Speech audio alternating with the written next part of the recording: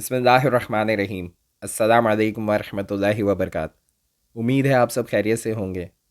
اللہ سے دعا ہے کہ آپ کو اپنے حفظ و امان میں رکھے اور دنیا اور آخرت میں کامیابی نصیب فرمائے۔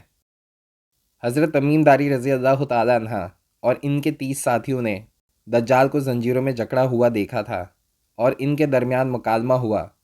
دجال نے انہیں بتایا کہ اسے ایسا غصہ آئے گا جس میں وہ زنجیروں کی قید سے آزاد ہو کر نکل پڑے گا۔ حضرت جابر رضی اللہ تعالی عنہ سے مروی ہے کہ رسول اکرم صلی اللہ علیہ وآلہ وسلم نے فرمایا، جب دین کی وقت ختم اور دینی علم کو پس پش ڈال دیا جائے گا تو دجال نکلے گا اور وہ 40 دن تک زمین پر چلتا پھرے گا، اور اس کے دنوں میں سے ایک دن سال کے برابر ہوگا، اور ایک دن ایک مہینے کے برابر ہوگا، اور ایک دن جمعے کے دن کے برابر ہوگا، پھر اس کے باقی دن ہمارے عام دنوں کے برابر ہوں گے، اور اس کا ایک گدھا ہوگا جس پر وہ سوار ہوگا۔ اس گدھے کے دونوں کانوں کے درمیان 40 بازو کی مسافت ہوگی، اور وہ لوگوں کے پاس آ کر کہے گا کہ میں تمہارا رب ہوں، نعوذ باللہ، جبکہ تمہارا رب کانا نہیں ہے۔ اس کے دونوں آنکھوں کے درمیان کاف فے رے لکھا ہوا ہوگا، جسے ہر لکھنے والا اور نہ لکھنے والا مسلمان پڑھ لے گا، اور وہ ہر سمندر و بستی سے گزرے گا سوائے مکہ و مدینہ کے، کیونکہ اللہ تعالیٰ نے اس پر ان 2 شہروں میں داخل ہونا حرام کیا ہے، اور فرشتے ان شہروں کے دروازوں پر پہرا دے رہے ہیں۔ صحابہ کرام رضی اللہ تعالی عنہم نے عرض کیا، یا رسول اللہ، وہ دن جو سال کے برابر ہوگا، اس میں ہمارے عام دنوں کی نمازیں کافی ہو جائیں گی؟ رسول اللہ صلی اللہ علیہ وآلہ وسلم نے فرمایا، نہیں، کافی نہ ہوں گی، بلکہ حساب لگا کر نماز ادا کرنا۔ صحیح مسلم۔ رسول اللہ صلی اللہ علیہ وآلہ وسلم کے فرمان کے مطابق حساب لگا کر نماز ادا کرنے سے مراد یہ ہے کہ اس دن کے طلوع آفتاب کے وقت اندازہ لگا لینا کہ ظہر کی نماز تک کتنا وقت گزرتا تھا، اتنا وقت گزرنے کے بعد ظہر کی نماز ادا کرنا، پھر ایسے عصر کی نماز پڑھنا، پھر مغرب و عشاء اسی طرح ادا کرنا، اور دوسرے دن بھی جو 1 مہینے کے برابر ہوگا، اس میں بھی اندازہ کر کے نمازیں ادا کی جائیں گی۔ ایک اور روایت میں ہے کہ دجال احد پہاڑ پر چڑھ کر دور سے مسجد نبوی کو دیکھے گا اور اپنے پیرکاروں کو کہے گا کہ تمہیں سفید محل دکھائی دیتا ہے۔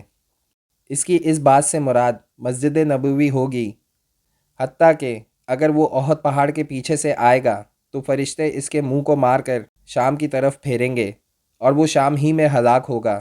مسلم شریف کی حدیث۔ حضرت حذیفہ بن یمان رضی اللہ تعالی عنہ سے مروی ہے کہ رسول اللہ صلی اللہ علیہ وآلہ وسلم نے فرمایا، دجال کے ساتھ جنت اور دوزخ ہوگی، اس کی دوزخ جنت اور جنت دوزخ ہوگی۔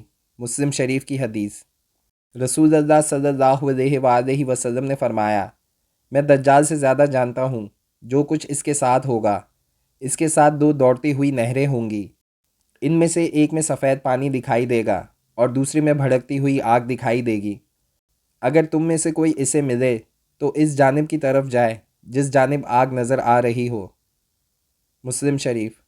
ایک اور روایت میں ہے کہ اس جانب جائے جس طرف آگ نظر آ رہی ہو، آگ میں جاتے وقت اپنی آنکھیں بند کر دے اور سر جھکا دے اور اس میں سے پیے، کیونکہ وہ حقیقت میں ٹھنڈا پانی ہوگا۔ مسلم شریف کی حدیث۔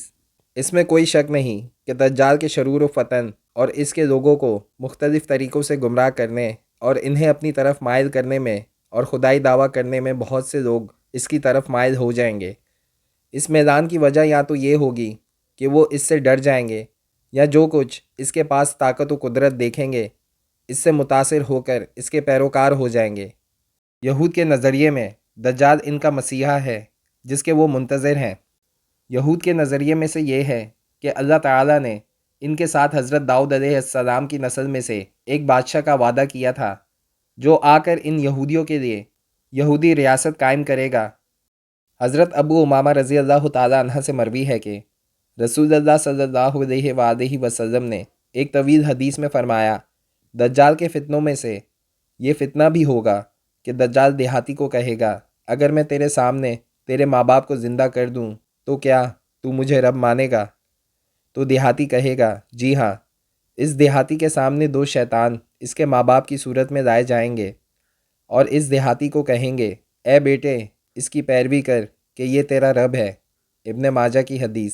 دجال شوریدہ زمین پر اترے گا اور سب سے زیادہ اس کی طرف نکلنے والی عورتیں ہوں گی، حتیٰ کہ مرد اپنی قریبی رشتہ داروں، ماں، بیٹی، بہن، پھوپھی کو رسیوں سے باندھ دے گا کہ کہیں دجال کی طرف نہ نکل جائیں۔ دجال کے بیان کے بارے میں اس سلسلے کو جاری رکھیں گے۔ ملتے ہیں انشاءاللہ اگلی ویڈیو میں۔ اپنے دوستوں کا، رشتہ داروں کا، گرد و نواح میں سب کا بہت خیال رکھیے گا۔ السلام علیکم ورحمۃ اللہ وبرکاتہ۔